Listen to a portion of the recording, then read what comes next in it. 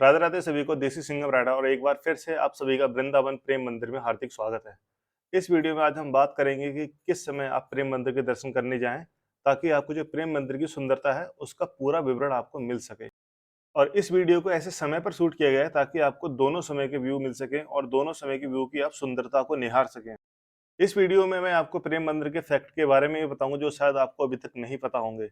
तो गाइज ये वीडियो हम शुरू करते हैं और शुरू करने से पहले जिसने भी इस वीडियो को लाइक नहीं किया है लाइक कर दीजिए और इस चैनल को सब्सक्राइब भी कर दीजिए ताकि आपसे भविष्य में कोई भी वीडियो मिस ना हो और आप हर सुंदर वीडियो का आनंद ले सकें। और कमेंट में राधे राधे लिखना ना भूलें। तो अब हम हमारी वीडियो को शुरू करते हैं और सबसे पहला सवाल जो सबके मन में आता है कि इस मंदिर का नाम प्रेम मंदिर ही क्यों पड़ा है। भगवान के अधीन सब कुछ है और सब कुछ भगवान ने ही बनाया है, लेकिन वेद कहते हैं कि भगवान भी भक्त के प्रेम के अधीन है।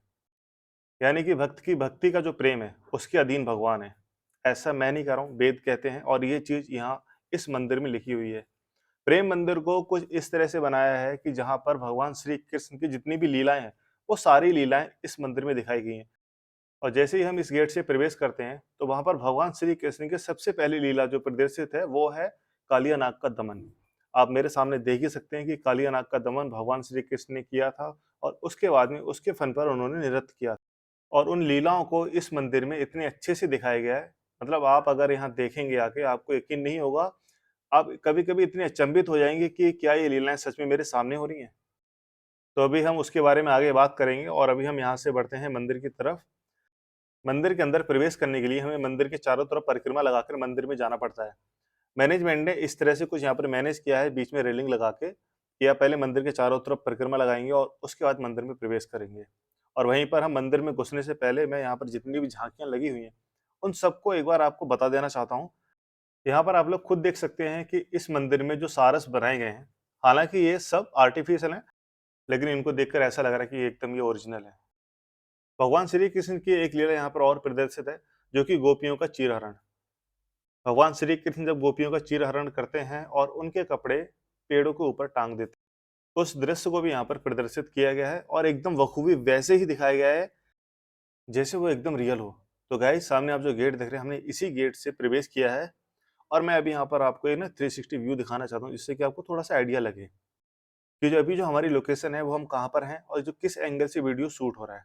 तो अभी हम आगे चलते हैं और मंदिर के पीछे वाली साइड से अभी हम आगे को बढ़ेंगे और यहाँ पर अभी हम मंदिर के पीछे साइड पे हैं।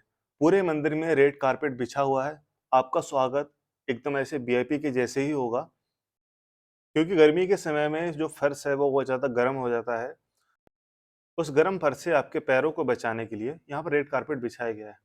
ये वाला दृश्य जब मैंने यहाँ पर आके देखा, आप मानेंगे नहीं, जो चीज़ मैंने फ़ील करी वो चीज़ मैं आपके साथ में शेयर कर रहा हूँ। मुझे ऐसा लग रहा था कि ये जो जितनी भी गाय हैं, वो सब ओरिजिनल गाय हैं, सब की सब असली गाय हैं, बट बाद में जब मैं इनको ध्यान से देखता हूँ, नहीं।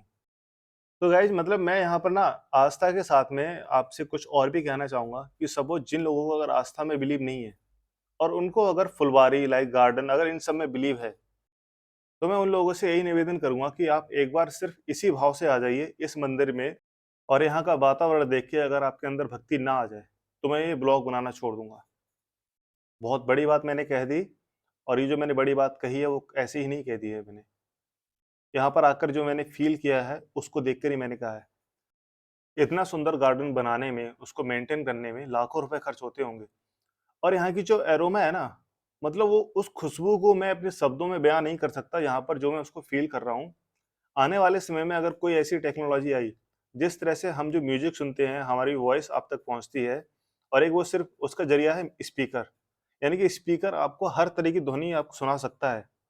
लेकिन अगर आने वाले समय में कुछ टेक्नोलॉजी में ऐसा परिवर्तन हुआ, जिससे कि हम वहाँ की जो स्मेल है, वहाँ की जो एरोमा है, अगर हम उसको वैसा ही सुगंध कर पाएँ, तो शायद मुझे नहीं लगता कि कोई अगर जिसको गार्डन से प्यार है ना, वो बंदा यहाँ पे ना आए। मंदिर की अगर मैं आर्किटेक्चर की बात करूँ, तो इस मंदिर को बनाने के लिए 3000 टन मार्बल इटली से आयात किया गया है। इतना ही नहीं, मैं आपको बीच-बीच में कुछ ऐसे फैक्ट बताते रहूँगा, जो शायद आप जान के हैरान हो जाएँगे। और यह मंदिर लगभग 54 एकड़ में फैला हुआ है। इतना बड़ा मंदिर है ये।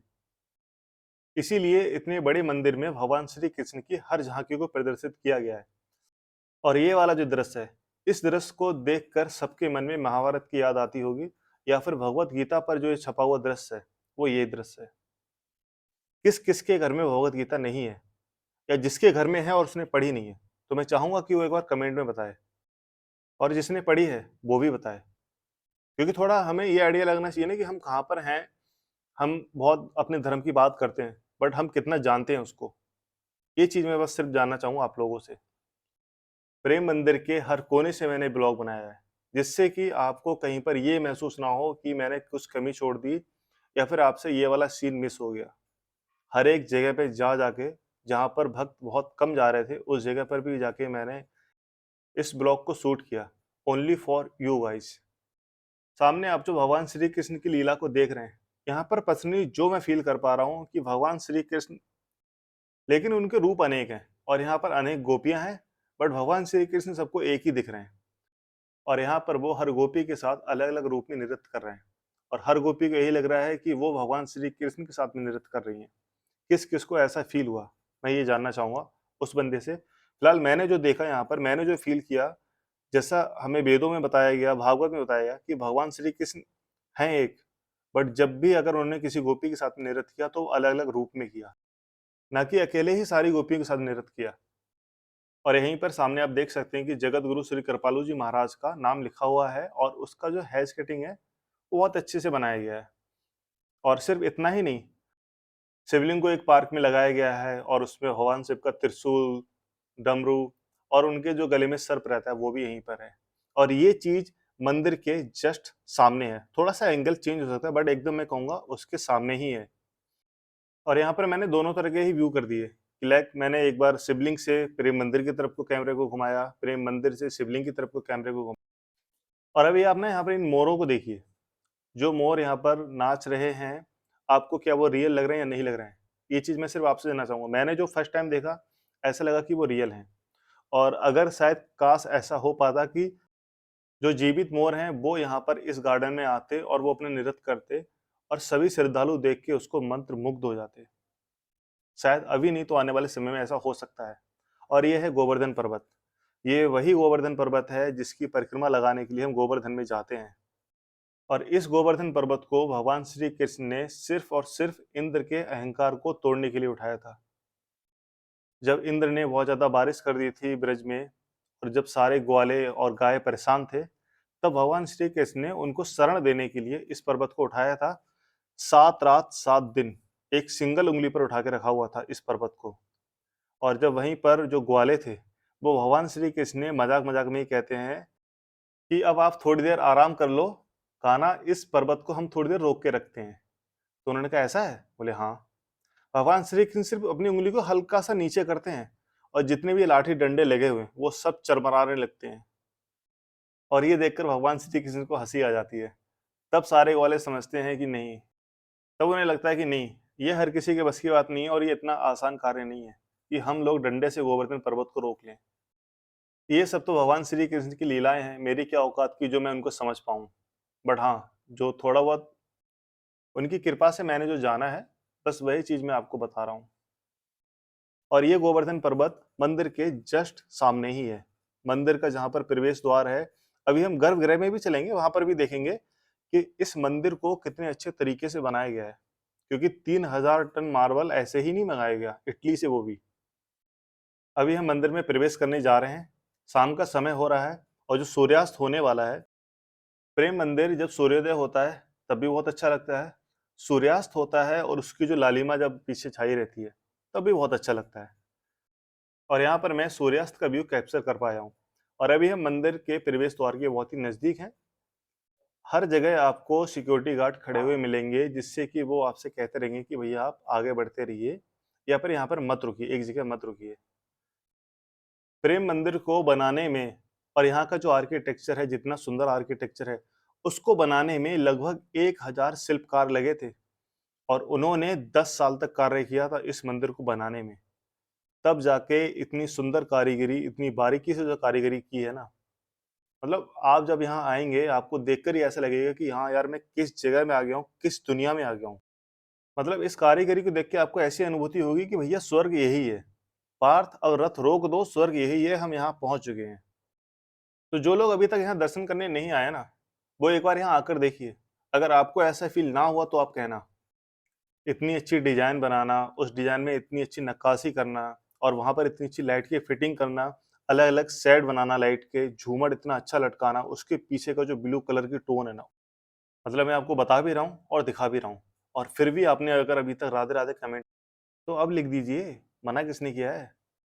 तो गाइस फिलहाल अभी हमें नीचे वाले गर्भगृह में और नीचे वाले गर्भगृह में भगवान श्री कृष्ण की मूर्ति है और राधा जी की मूर्ति है। गर्भगृह के सामने वीडियोग्राफी मना है और हमसे मना कर दिया गया और उसका उल्लंघन बिल्कुल भी ना करते हुए मैंने वहाँ का वीडियो बिल्कुल भी शूट नहीं किया। और उसके ऊपर में जो तल है वहाँ पर है, ये है ऊपर वाला तल और यहाँ पर है प्रभु श्री राम और माता सीता की मूर्ति। आज रामनवमी का दिन था जिस दिन मैंने ये वीडियो शूट किया और आज ही के दिन मुझे प्रभु श्री राम के और भगवान श्री कृष्ण के दोनों के दर्शन होते हैं। और अभी मैं मंदिर की ऐसी लोकेशन पर खड़ा हूँ जहाँ से मैं ये मंदिर का पूरा व्यू देख सकता हूँ। श्रद्धालु किस कदर यहाँ पर आ रहे हैं, उनकी कितनी भीड़ आ रही है, अब वो सब भी खुद देख सकते हैं। और ये हैं चैतन्य महाप्रभु, भगवान श्री कृष्ण का ही अवतार माना जाता है इन्हें। और मैं कह सकता हूँ कि जो भगवान श्री कृष्ण की भक्ति को लेकर एक तरह से जो मूवमेंट हुई थी, वो चैतन्य महाप्रभु ने ही की थी। जैसा कि मैंने आपको बताया कि रामनवमी के दिन हम यहाँ पर दर्शन करने आए और रामनवमी के ही उपलक्ष्य में यहाँ पर एक झांकी निकाली गई, जो कि हमें बिल्कुल भी पता नहीं था और जब ये झांकी निकल रही थी तब हमने देखा अचानक से, अरे वाह! मतलब ये देख के हमें और ज़्यादा अच्छा लगा। हम हैं मथुरा में बट फ़ील आ रहा था अभी यहाँ पर अयोध्या का। और उस झांकी के साथ में यहाँ पर जो श्रद्धालु जितने भी दर्शन करने आए थे, वो सब भी फिर हो लिए और हमने भी थोड़ी-सी दूर इस झांकी को एन्जॉय किया या मैं कहूँ हमने इस झांकी का आनंद लिया। क्योंकि भक्ति के आनंद का अपना एक अलग ही मज़ा है। आप उसको तभी फ़ील कर पाएँगे जब आप उस जगह पर जाएँगे। वैसे फ़ील तो आप वैसे भी कर सकते हैं, बट वहाँ पर जाके जो फ़ील आता है वो अलग ही लेवल का एक फ़ील है। तो गाइज़ अभी शाम हो चुकी है और लाइटिंग मंदिर की ऑन होना शुरू हो गई है। तो मेरा यहाँ पर एक जो मकसद था ना इस वीडियो को बनाने का कि मैं आपको दोनों व्यू दिखा सकूँ। मंदिर दिन में कैसा दिखता है, शाम को कैसा दिखता है और जब रात हो जाती है तब मंदिर कैसा दिखता है, लाइटिंग ऑन होने के बाद में। और इसीलिए यहाँ पर मुझे थोड़ा-सा ज़्यादा समय लगा वीडियो शूट करने में। तो अभी हम मंदिर के एग्ज़िट की तरफ जा रहे हैं, बट एग्ज़िट की तरफ जाने से पहले ही आपको दिखेगी प्रभु श्री राम की एक झाँकी। यहाँ पर आप मेरे सामने देख ही सकते हैं कि एक कैसे पर्वत से पानी गिर रहा है और नीचे वहाँ पर कुछ बत्तख हैं और ये वही हिरन है जिसको पकड़ने के लिए प्रभु श्री राम जाते हैं माता सीता के कहने पर, क्योंकि माता सीता को ये हिरन बहुत अच्छा लगता है और वो चाहती हैं कि वो उस हिरन को यहाँ पकड़ के लाएँ। लेकिन वो हिरन के रूप में तो कोई और ही आया हुआ था। जब प्रभु श्री राम उस हिरन को पकड़ने के लिए जाते हैं, तब वो लक्ष्मण से कह के जाते हैं, "जब तक मैं लौट कर ना आऊँ, यहीं पर रहना और इस कुटी की रक्षा करना।" जो कि आप सभी ने रामायण में देखा ही होगा और आपको पता भी होगा। और यहाँ पर जब प्रभु श्री राम युद्ध करने के लिए लंका जाते हैं और लंका जाने से पहले जो सेतु बनाया जाता है, आप पीछे देख ही सकते हैं कि वानर सेना है, वो सेतु बनाने में लगी है। प्रभु श्री राम हनुमान जी के साथ में महादेव की तपस्या करते हैं और यहाँ पर वानर सेना उनके लिए पुल बना रही है। और ये वही पुल है जो हमें भारत और श्रीलंका के बॉर्डर पर समुद्र में दिखता है। प्रेम मंदिर में प्रभु श्री राम की झांकी भी दिखाई गई है और यहाँ पर हैं राजा दशरथ और उनके साथ में बैठी हुई हैं उनकी 3 रानियाँ और जो उनके छोटे-छोटे बाल गोपाल हैं, राम, लक्ष्मण, भरत, शत्रुघ्न, तो उन सबको यहाँ पर ऐसे बहुत अच्छे से प्रदर्शित किया गया है। तो गाइस अभी रात हो चुकी है, लाइटिंग ऑन हो गई है और ये लाइटिंग हर थोड़ी-थोड़ी देर पर चेंज होती है। अभी लाइक जो स्काई ब्लू है, स्काई ब्लू से कुछ और कलर होगा। उसके बाद में फिर अब जैसे-जैसे कि उसके अंदर में जो शेड बन रहा है, वो ग्रीन कलर का शेड बन रहा है। तो इस तरह से आप लोगों ने एक बार दिन का व्यू देखा था, फिर शाम का व्यू देखा और अब ये है रात का व्यू। फिलहाल अभी रात पूरी तरह से हुई नहीं है बट होने वाली है और जो रात की झलक है, वो मैं आपको अभी यहाँ पर दिखा पा रहा हूँ। रात में मंदिर कुछ इस तरह से दिखता है और अभी हम एग्जिट गेट के बहुत नज़दीक आ चुके हैं और जहाँ पर लगी हुई है भगवान श्री कृष्ण की बाल स्वरूप में बहुत बड़ी-सी फ़ोटो और उस फ़ोटो के पास में है भगवान श्री कृष्ण की एक और लीला। जब आप मंदिर में एंटर करेंगे और एग्जिट होने तक आपको भगवान श्री कृष्ण की लीला ही वहाँ पर दिखेंगी। तो अभी आज रामनवमी का जैसे दिन था मैंने आपको बताया था और उसके उपलक्ष्य में यहाँ पर प्रसाद वितरण भी हो रहा है और मैं अपने आप को बहुत भाग्यशाली समझ रहा हूँ कि मैं इस मौके पर आज यहाँ दर्शन करने आ पाया और मुझे यहाँ पर मिला प्रेम मंदिर प्रसाद, जो कि ऐसा बहुत कम मौके पर होता है और उस बहुत कम मौके में मैं वहाँ पर उपस्थित था, तो ये मेरे लिए बहुत ही एक सौभाग्य की बात है। अभी हम यहाँ से एग्ज़िट करते हैं और गाइज़ अगर आपको वीडियो अच्छा लगा, hit the like, subscribe the channel और दोस्तों के साथ में शेयर करना बिल्कुल भी ना भूलें। Thank you very much for watching this video. मिलेंगे अगली वीडियो में, तब तक के लिए राधे राधे, और कमेंट में राधे राधे लिखना ना भूलें।